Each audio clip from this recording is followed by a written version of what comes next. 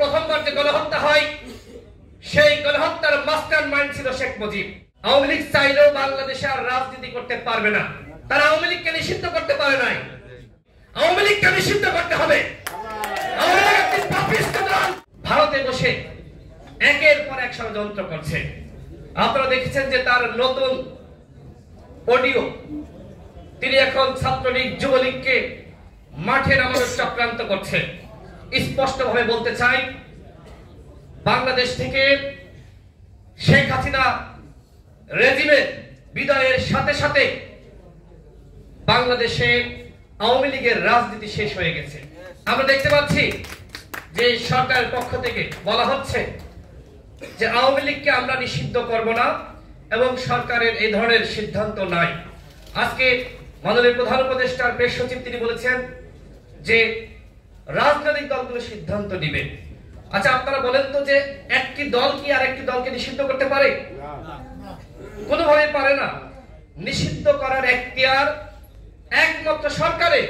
কিন্তু সরকার রাজনৈতিক দলগুলোর ঘাড়ে বন্দুক রেখে আওয়ামী লীগকে পুনর্বাসনের চেষ্টা করছে। আমরা আগেও বলেছি, এখনো বলছি, আওয়ামী লীগকে পুনর্বাসন বাংলাদেশের জনগণ মেনে নেবে না। আওয়ামী লীগ কোন দল নয়, আওয়ামী লীগ একটি রেজিম, যে রেজিমের প্রথমবার নেতৃত্ব দিয়েছে শেখ মুজিব। বাংলাদেশের প্রথমবার যে গণহত্যা হয় সেই গণহত্যার মাস্টার মাইন্ড ছিল শেখ মুজিব। জাসদের 30,000 নেতা কর্মীকে শেখ মুজিবের নেতৃত্বে গণহত্যার মাধ্যমে তাদেরকে হত্যা করা হয়েছে। ঠিক দ্বিতীয়বার এই শেখ হাসিনা রেজিমে আমরা দেখলাম গণহত্যা পরিচালিত হয়েছে। বন্ধুগণ, আপনারা কি চান যে এই আওয়ামী লীগ নামক দলটি বাংলাদেশে থেকে তারা তৃতীয়বার কোন গণহত্যার সুযোগ পাক? এরা খুন করেছে, অন্যায় করেছে, খুন করেছে, মানবতা বিরোধী অপরাধ করেছে। গত 15 বছর ধরে বিএনপি জামাত সহ যারা ভিন্ন মতের রাজনৈতিক কর্মীরা ছিল তাদেরকে কিভাবে গুম করেছে, খুন করেছে, এইটা শুধুমাত্র বাংলাদেশের মানুষ না, এইটা পুরো পৃথিবী জানে। সুতরাং যে দলটি মানবতা লঙ্ঘন করেছে, গুম করেছে, খুন করেছে এবং যে দলের দেশের ছাত্র জনতার বিপ্লবের মাধ্যমে পতন হয়েছে, ওই ব্যানার বাংলাদেশে থাকতে পারে না। সরকার আজকে রাজনৈতিক দলগুলোর ঘাড়ে বন্দুক রেখে আওয়ামী লীগকে পুনর্বাসনের চেষ্টা করছে। ইতিমধ্যে দেখেন এই সচিবালয়, পাশেই সচিবালয়, সেখানে আওয়ামী লীগের সুবিধাভোগী কর্মকর্তারা তাদের একের পর এক তাদের পদোন্নতি হচ্ছে। ডিসিএসপি নিয়োগ করে, ডিসিএসপি নিয়োগকে কেন্দ্র করে যে ধরনের কেলেঙ্কারি আপনারা দেখেছেন, প্রত্যেকটা জায়গায়, পুলিশে বলেন, র্যাবে বলেন, বিজিবিতে বলেন, প্রত্যেকটা জায়গায় আওয়ামী লীগের পুনর্বাসন চলছে। যে সকল পুলিশ, র্যাব, বিজিবি কর্মকর্তারা, সদস্যরা ছাত্র জনতার বুকে গুলি চালিয়েছে, তাদের কয়েকজনকে গ্রেফতার করেছে।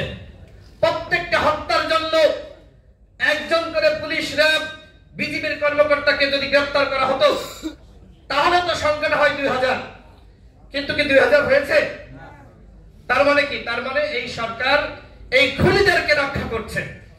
এই সরকার আজকে এই খুনিদের পাহারাদার হয়েছে। আমরা সরকারকে বলবো, এই যে নতুন বাংলাদেশ সামনে যারা আছেন, মাহাদি ভাই আছেন, ফয়সাল ভাই আছেন, রাশেদ ভাই আছেন, তুলিয়াপা আছেন, সাকিব ভাই আছেন, প্রত্যেকে নতুন বাংলাদেশ প্রতিষ্ঠা করতে চাই।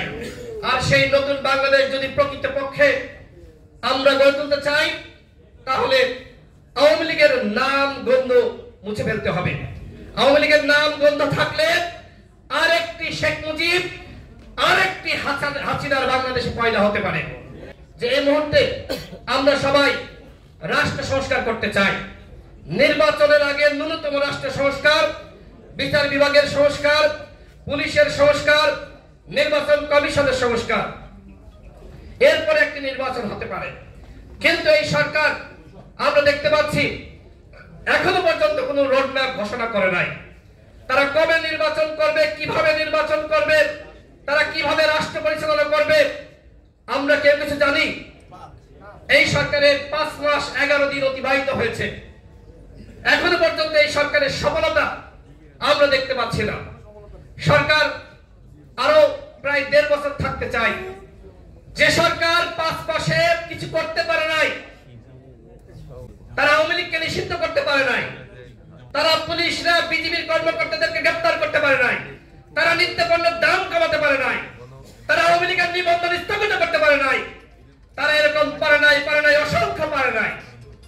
নতুন দল আসুক, আমরা তাদেরকে স্বাগত জানাই, কিন্তু সরকারের সহযোগিতায়, সরকারের সুবিধা নিয়ে আরেকটি পার্টি গঠন করবেন এবং ওই পার্টি গঠন করার জন্য আপনাদের যত সময় লাগবে আপনারা তত সময় বলবেন।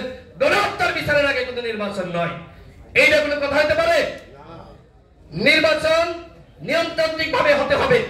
কে দল গঠন করতে পারলো কি পারলো না সেটি দেখার বিষয় সরকারের না। সরকারের যে দায়িত্ব, এদেশের জনগণ জীবন দেওয়ার মাধ্যমে, সংগ্রাম করার মাধ্যমে, রক্ত দেওয়ার মাধ্যমে যে দায়িত্ব সরকারের হাতে দিয়েছে, সেই দায়িত্ব যথাযথভাবে পালন করতে হবে। এর বাইরে আপনারা অলস সময় কাটাবেন। এক একজন উপদেষ্টা এক এক ধরনের বক্তব্য দেয়। আপনারা দেখেছেন একটি জাতীয় সংলাপ হয়েছে, সেইখানে তাদের যে দাওয়াত প্রক্রিয়া, তারা এই যে এত বড় নেতাদেরকে ডাকলো, এক কাপ চা পর্যন্ত খায় না, এক কাপ চাও খায় না, তাদের নাকি টাকা নাই। যাই হোক, তারা একটি মানে ঘোষণাপত্র প্রকাশ করতে চায়। আপনারা দেখেছেন যে ঘোষণাপত্র, তারা একটি খসড়া ঘোষণাপত্র তৈরি করেছে। এটি ছাত্ররা এর আগে ইংরেজিতে আমাদের কাছে পাঠিয়েছিল।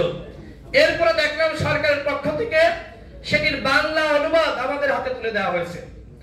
তাহলে সরকারে যারা আছো, তোমরা কি করলা? তোমরা এই 2 সপ্তাহে একটি ঘোষণাপত্র তৈরি করতে পারলে না? তোমরা কি শুধুমাত্র বৈষম্য বিরোধী ছাত্র আন্দোলনের সরকার? আন্দোলন শুধুমাত্র বৈষম্য বিরোধী ছাত্র আন্দোলনের ওই কয়েকজন সমন্বয়ক করে নাই। এদেশের রাজনৈতিক দলগুলো, এদেশের সাধারণ মানুষ গত 14-15 বছর ধরে লড়াই করছে।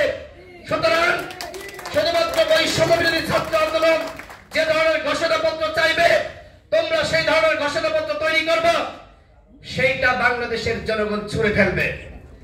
যেমনি ভাবে 71-এর পরে এককভাবে একটি স্বাধীনতার চেতনা আওয়ামী লীগ তৈরি করেছিল, যে আওয়ামী লীগের একমাত্র কর্তৃত্ব শেখ হাসিনা, শেখ মুজিবের, মুক্তিযুদ্ধের একমাত্র কর্তৃত্ব শেখ হাসিনা এবং শেখ মুজিবের। ঠিক একইভাবে এই বিপ্লবের কর্তৃত্ব কেউ যদি এককভাবে নিতে চায়, সেটি কোনোভাবে রাষ্ট্র সংস্কারের নমুনা হতে পারে না। এই যুদ্ধে, যে দ্বিতীয় যুদ্ধ হয়েছে, এই যুদ্ধে আপনারা সবাই অংশ নিয়েছেন। এই যুদ্ধের দাবিদার এককভাবে কেউ বাংলাদেশে করতে পারবে না। আমি মাননীয় প্রধান উপদেষ্টাকে ধন্যবাদ জানাই যে তিনি ছাত্রদের, কয়েকজন ছাত্র বলতে সবাই না, কয়েকজন ছাত্রের যে হঠাৎ সিদ্ধান্ত, সেই সিদ্ধান্ত মেনে নেননি। গত জাতীয় সংলাপে তিনি প্রকাশ করেছেন, তিনি বলেছেন যে কয়েকজন ছাত্র আমার কাছে আসলো, তারা বললো যে এই ডকুমেন্টস আপনার পাঠ করতে হবে, শহীদ মিনারে যেতে হবে। প্রধান উপদেষ্টা বললেন যে আমি রাজনৈতিক দলগুলো এবং অন্যান্য স্টেক হোল্ডার, তাদের সাথে আলাপ আলোচনা ছাড়া আমি এই ডকুমেন্ট পাঠ করতে পারবো না। এই কথা প্রধান উপদেষ্টা বলেছেন। তার মানে এখন প্রধান উপদেষ্টা সঠিক লাইনে আছেন। আমরা তাকে সমর্থন দিচ্ছি। তিনি রাষ্ট্র সংস্কার করতে চান, আমরা তাকে সহযোগিতা করব। কিন্তু অন্যান্য উপদেষ্টা যে ধরনের বক্তব্য, বিভ্রান্তিকর বক্তব্য দিচ্ছে, এক একজন এক এক রকমের কথা বলছে, এইগুলো মানা যায় না। আপনারা রাষ্ট্র সংস্কারের লক্ষ্যে এগিয়ে যান।